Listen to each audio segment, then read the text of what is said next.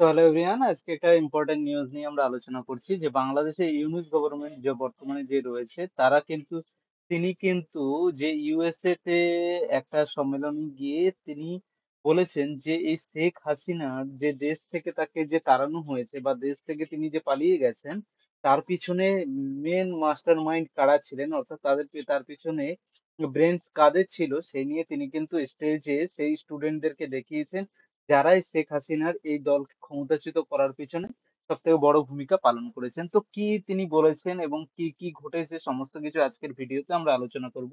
তো নমস্কার, আমি Shubho. Welcome to our channel general affairs. আর এই ছোট্ট ভিডিওতে চলো আমরা তাহলে জেনারেল অ্যাফেয়ার্স এ সঙ্গে এখান থেকে কি ইম্পর্টেন্ট কারেন্ট অ্যাফেয়ার্স এবং জিকে আমরা জানতে পারি সেগুলো আলোচনা করে নেব। নমস্কার।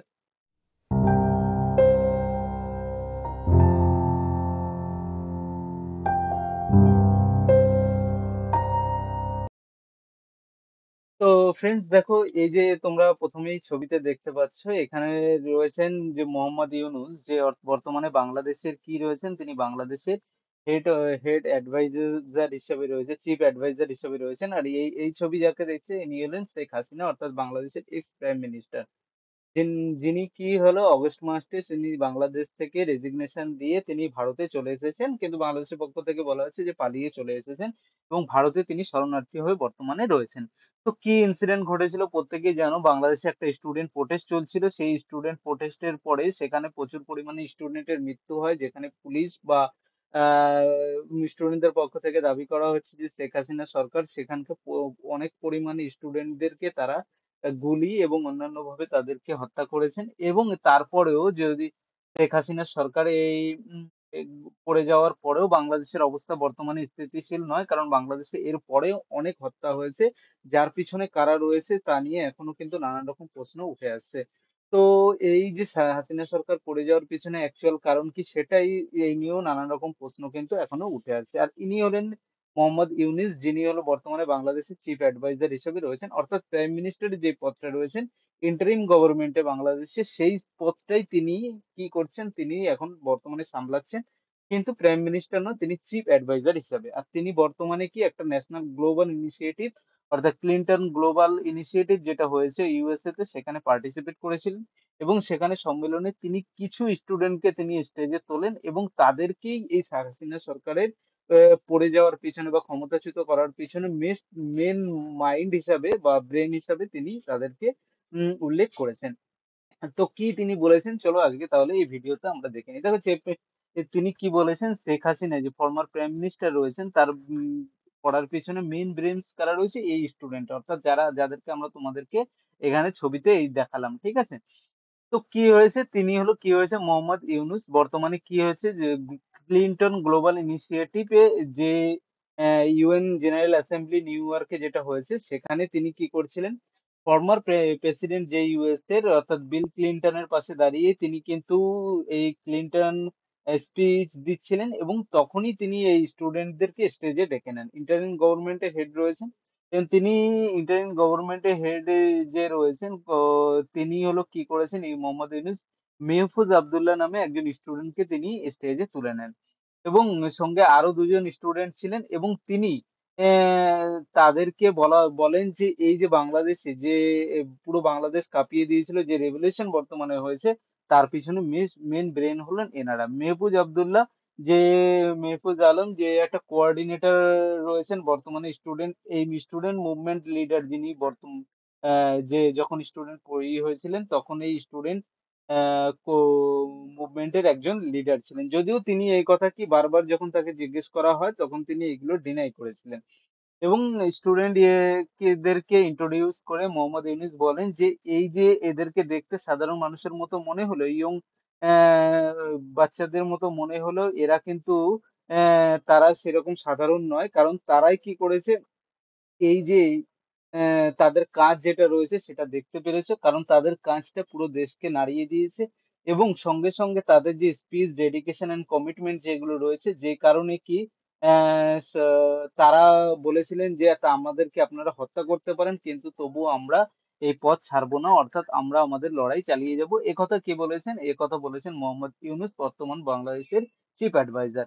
এবং তিনি একথাও বলেছেন যে এই রিভলিউশন যেটা হয়েছে বাংলাদেশে তার পিছনে মেন মাইন্ড যার রয়েছে তা হলো এই মেহফুজ যে রয়েছে তিনি স্টুডেন্ট লিডার। তো ও সঙ্গে সঙ্গে তিনি বলেছেন যে বারবার যখন তাকে বলা হয়েছে যে তার এই রিভলিউশনের পিছনে সে আছে কিনা, কিন্তু তিনি বারবার কি ডিনাই করেছেন।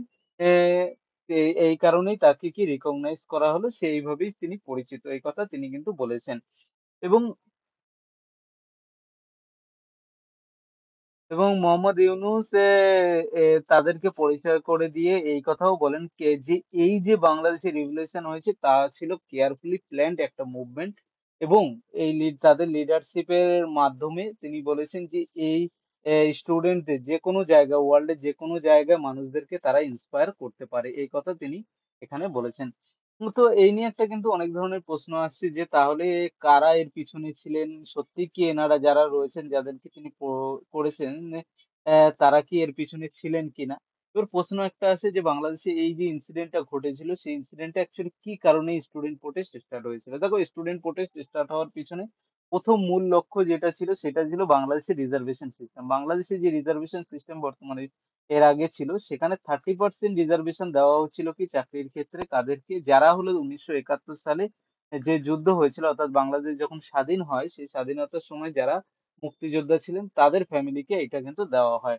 এবং এই নিয়েই প্রথম গন্ডগোল শুরু হওয়ার পরেও, যদিও পরে এটা তুলেও নেওয়া হয়, তুলে নিয়ে মাত্র 7% করে দেওয়া হয়, তবুও কিন্তু তারা এই যে লড়াই স্টুডেন্টদের যে প্রোটেস্ট চলছিল সেটা বন্ধ হয় না এবং পরে এবং প্রচুর অনেক পরিমাণ স্টুডেন্ট তারা তাদের প্রাণ হারান। এর ফলে কিন্তু শেষে এই যে শেখ হাসিনা গভর্নমেন্ট রয়েছে তিনি পদত্যাগ করতে বাধ্য হন, কারণ স্টুডেন্টদের চাপের পক্ষে। এরপরে শেখ হাসিনা দেশ থেকে চলে যাওয়ার পর মোহাম্মদ ইউনূসকে তাকে, অর্থাৎ তিনি 2006 সালে শান্তি নোবেল পুরস্কার পেয়েছিলেন, তাকে কি করা হয়, দেশে ডাকা হয় এবং তাকে head of the interim government বানানো হয়। হ্যাঁ, কারণ কে করেন এটা, বর্তমানে বাংলাদেশের যে প্রেসিডেন্ট রয়েছেন তিনি এই ইন্টারিম গভর্নমেন্টকে পার্লামেন্ট অর্থাৎ শপথ গ্রহণ করান। তো এখানে তো আমরা বাংলাদেশ সম্পর্কে শিখলাম, চলো বাংলাদেশ সম্পর্কে আরো কিছু জেনে নিই যেগুলো আমাদের এক্সাম রিলেটেড আসবে। সেগুলো কি, এক হলো বাংলাদেশ। বাংলাদেশের ক্যাপিটাল কি রয়েছে আমরা প্রত্যেকে জানি। বাংলাদেশের ক্যাপিটাল কি রয়েছে, রাজধানী যেটা সেটা হলো ঢাকা। ঠিক। আর এখানকার কারেন্সি বা মুদ্রা যেটা রয়েছে, মুদ্রা কি রয়েছে, এখানকার মুদ্রা হলো টাকা। ঠিক আছে, বাংলাদেশি টাকা। আর কারেন্সি হলো কি এখানকার ঢাকা। আর সঙ্গে হলো কি এখানকার বর্তমানে যে প্রেসিডেন্ট রয়েছেন, কে রয়েছেন, মোহাম্মদ শাহাবুদ্দিন, ইনি হলেন বর্তমান বাংলাদেশের প্রেসিডেন্ট। আর চিফ অ্যাডভাইজার কে রয়েছেন, চিফ অ্যাডভাইজার রয়েছে মোহাম্মদ ইউনূস, যিনি এখন চিফ অ্যাডভাইজার অর্থাৎ প্রাইম মিনিস্টারের পদে তিনি কিন্তু রয়েছেন। আর একটা কথা এখানে আমাদের আরো জানা দরকার যে বাংলাদেশের বর্তমানে সিজেআই কে রয়েছেন, অর্থাৎ চিফ জাস্টিস অফ বাংলাদেশ, সিজেবি যেটা রয়েছে সে কে রয়েছেন, তিনি হলেন বর্তমানে সায়েদ রাফাত আহমেদ। এর আগে যিনি ছিলেন তাকে পদত্যাগ, জোরপূর্বক পদত্যাগ করানো হয় এবং তারপরে সায়েদ রাফাত আহমেদ তাকে কি করা হয়, চিফ জাস্টিস বানানো হয় এখানকার। আর এখানকার যে লেজিসলেটর রয়েছে সেটা জাতীয় সংসদ হিসেবে বলা হয়। আর মনে রাখবে যে বাংলাদেশ যে বর্তমানে রয়েছে 16ই ডিসেম্বর কিন্তু তারা স্বাধীনতা দিবস পালন করে। 16ই ডিসেম্বর 1971 সালেই সর্বপ্রথম তারা হলো পাকিস্তানের থেকে তারা স্বাধীন হন ভারতের সাহায্যে। এবং 1972-এ 16ই ডিসেম্বরে তাদের বর্তমান যে কনস্টিটিউশন রয়েছে সেটা পাস করানো হয়। তো দেখো আজকের এই যা ছিল ইনসিডেন্ট সমস্ত কিছু আমরা আলোচনা করলাম। তোমাদের এই নিয়ে কি কমেন্ট আছে, কমেন্টে তোমরা অবশ্যই কিন্তু জানাতে পারো। তো থ্যাংক ইউ।